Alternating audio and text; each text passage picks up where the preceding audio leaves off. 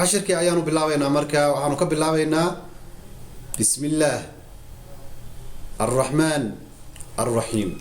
شيخ وحكو بالله مقع إلهي سبحانه وتعالى سيدا قرآن كبالله بالله بصورة كستي مقع إلهي سبحانه وتعالى أيوه بالله مؤلف كمركا وحوليه بسم الله إلهي مقع عيسى كو بالله مقع إلهي الرحمن الله نحريسته جود أهانت نحريسته الرحيم الله سيدا قوني دا أو نحريسته ضدك مؤمنين تاه أو نحريسته خاصك عليه وحالي هذا الرحمن مش يجن كره يعني عد كلا مش يجن كرتول ومصي فين كره إن الرحمة جود أي بحيان لكن الرحيم والوصفين كان بالمؤمنين نبي محمد بحر يقول بالمؤمنين رؤوف الرحيم مؤمنين توحوا هي مين قال نحرسن أجل حسن أو مؤمنين تنحل مركا نحرس تانجار كأه يعني والوشي كراعد كله لكن من ده جود أو عام كأو مسلم يقالوا عميمتي عد كله لو مشي كرو اعلم أجو رحمك الله الله كون حرسته أنه يجب أن واجب علينا دشنا تعلم إن برنه 4 مسائل أفر مسألة دوت أفر حالة دوت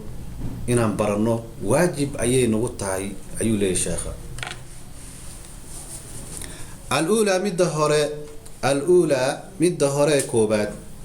العلم علمي إن ديالته ووحي يعني وحكة تسمين يسيد إن العلم ويالته علمي أيها مركا نلاصي فصير يا وح علمي وياهي. الأولى مد كوبات العلم علمي ويان وهو علمي قاصنا معرفة الله إلهي قرشدي سوي إن قرطو قنصتو أود برطو عليه كو أبوري سبحانه وتعالى إن برطو وكو وجه ومعرفة إن برطو نبيه ومعرفة إن برطوه نبيه النبي محمد صلى الله عليه وسلم إن برطود أقون يلتوه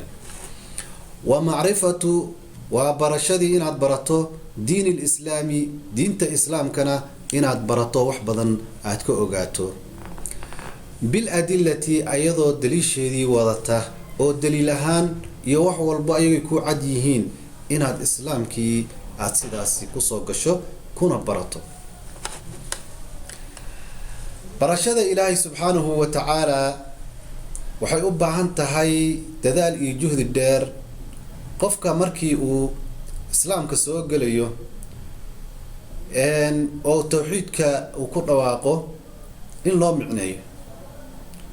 الله أنه رمينيه إنه لبره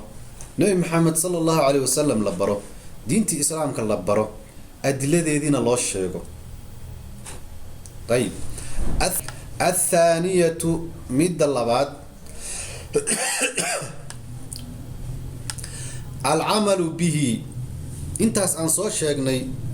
إن لو عمل فلو انت لبرته لو عمل فلو العمل به.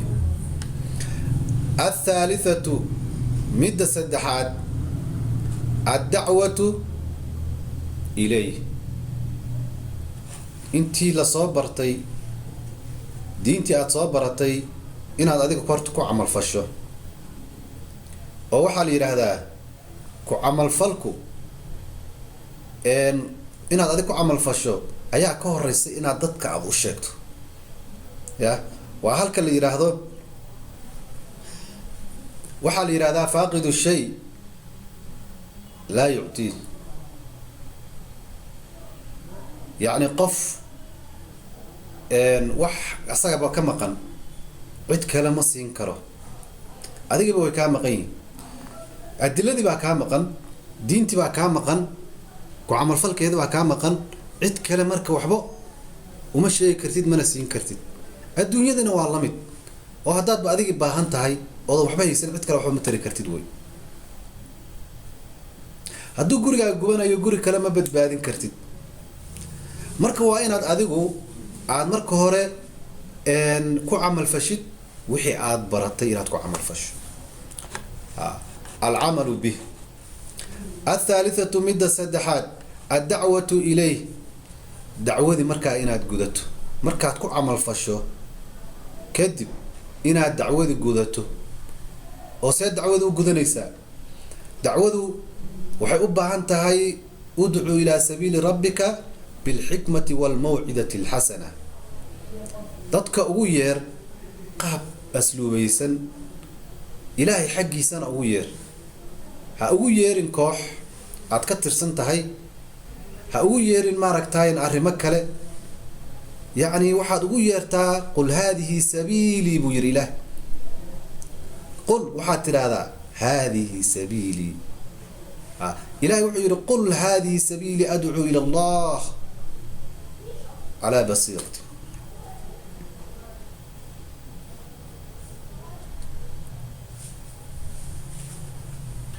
marka adcuu ila allah waxaad marka qofka ugu yeeraysaa adcuu ila allah qul haadihi sabiili adcuu ila allah ilaahay jidkiisa oo keliya inaad ugu yeerto ood ka dhisto tawxiidkii iyo caqiidadii inaad ka dhisto kasoo saarto mugdiga iyo dalaalka uu ku jiro iyo shirkiga uu ku jiro inaad kasoo saarto usoo saarto iftiinka iyo hanuunka inaad usoo saarto laakiin kaalayo kooxdayda noqo kaalayo kusoo biir sidan yeel haddii aad ujeedadaadu ay tahay yacni waxaa muuqata qof kaste ama urur kaste oo dacwadoodu ay tahay inay urur samaystaan inay kooxo samaystaan kooxahaasna aysan dar ilaahay ka ahayn oo dadku aysan ugu yeeraynin ilaahay xaggiisa ayna ugu yeeraynin berri ka maalin markay burburaan waxaad arkaysaa dadka iyaga ahaa inay ku kala firaarayaan bulshadii kale oo ay la noolaayeen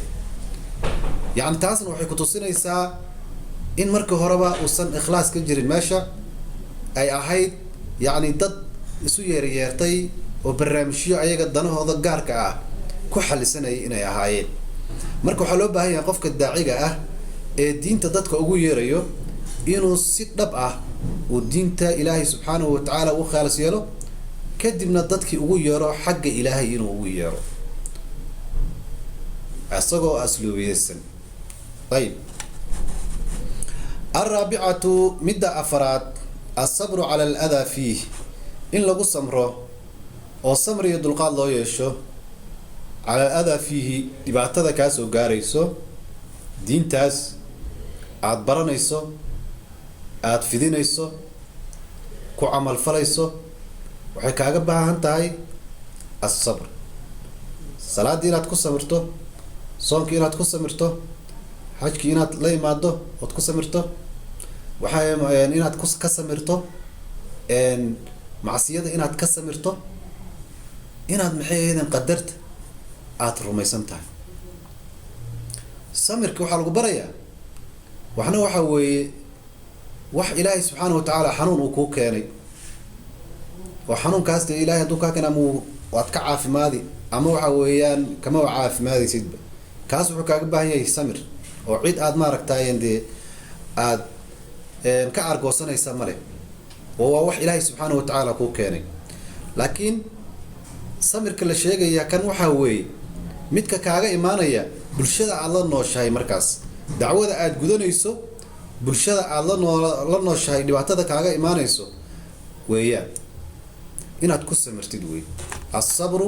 cala aladaa fiihi ayib waxaan hore usoo sheegnay wax walba daliishooda in la raaciyo qofka markuu hadlayo ama dad diin gaarsiinayo ama kitaab la akrinayo wax walba daliil bay leeyihiin iyo nas iyo nusuus iyo meel loo raaco haddaba waxyaalihii aan soo sheegnay masaa-ishii aan soo sheegnay maxaa daliil u ah waddaliilu qowluhu tacaala ilaahay qowlkiisa ayaa daliil u ah uu yidhi walcasri casriga ayaan ku dhaartay walcasri salaada casar baan ku dhaartayna waa la dhihi karaa zamankana waa la dhihi karaa ina alinsaana dadkii lafii khusrin khasaaro dhexdeed ayay ahaadeen lafii khusrin khasaaro gudaheed ayay ahaadeen waxaa laga soo reebay marka ila aladiina kuwii ma ahane aamanuu iimaanka laga helay oo allihii rasuulkiisa rumeeyey waa macrifadii u fiirsa وعملوا مركا عمل فلي الصالحات عمل وناكسن العمل به وين سو مركزي وعملوا عمل فلي الصالحات عمل لون وناكسن نسميه ليميت او دين توافقسن وتواصوا اسو دردارمي بالحق حقنا اسو دردارمي او حقي اسكو هنونيي او اسو شيغي وتواصوا اسو دردارمي او اسو شيغي بالصبر الصبر كان اسو دردارمي kuwa ayaga ah ma ahan kuwa ayagu qasaare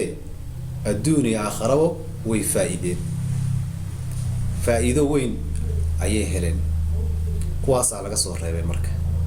aad baad u mahadsantihiin la socda cashirkan iyo cashirada kale oo ka dambeeyaba wabillahi tawfiiq wassalamu alaykum wa rahmatullahi wa barakatuh